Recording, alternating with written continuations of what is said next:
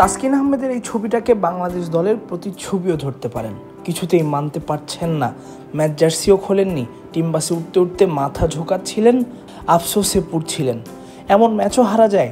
আগে ব্যাট করে 294 রানের সংগ্রহ, বোলিং ইনিংসে 93 রানের মধ্যেই 3 উইকেট ফেলে দেয়া। শেষ 15 ওভারেও তো ম্যাচ বাংলাদেশের হাতেই ছিল। সেখান থেকে শেরফান রাদারফোর্ডের বিধ্বংসী ইনিংস ম্যাচটাকেই ছিনিয়ে নিয়েছে। বছর শেষের খুশি নগদে হবে বেশি। নগদ পেমেন্টে নির্দিষ্ট ক্যাটাগরির কেনাকাটায় 300 টাকা পর্যন্ত ক্যাশব্যাক। তাসকিনের মতোই একই আফসোসে পড়ার কথা মাহমুদুল্লাহ রিয়াদের। ফিনিশিংয়ে নেমে হাফ সেঞ্চুরি জাকিরকে দারুণ সঙ্গও দিয়েছেন।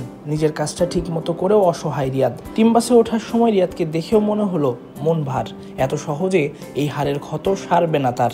জাকের আলী অনেকেরও মন খারাপ হবে স্বাভাবিক।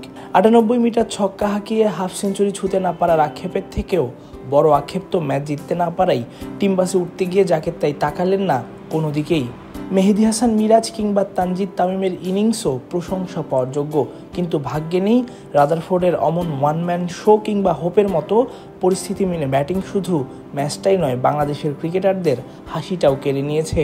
মিরাজ যেমন ম্যাচ শেষে বলেছেন তিনি দল যা করেছে তাতে স্যাটিসফাইড। অধিনায়ক হিসেবে দলকে উদ্বুদ্ধ তিনি করতেই পারেন এমন কথা বলে। সম্প্রতি সময় ব্যাটারদের যতটা বাজে পারফরমেন্স, তাতে 294 লিটন বাদে মোটামুটি সবার ব্যাটেই রান ক্যাপ্টেনকে সন্তুষ্ট করতেই পারে। কিন্তু সেন্ট কিটসের উইকেটকে সন্তুষ্ট করতে হলে 300-র ওপরে রান করতে হবে বাংলাদেশ দলকে।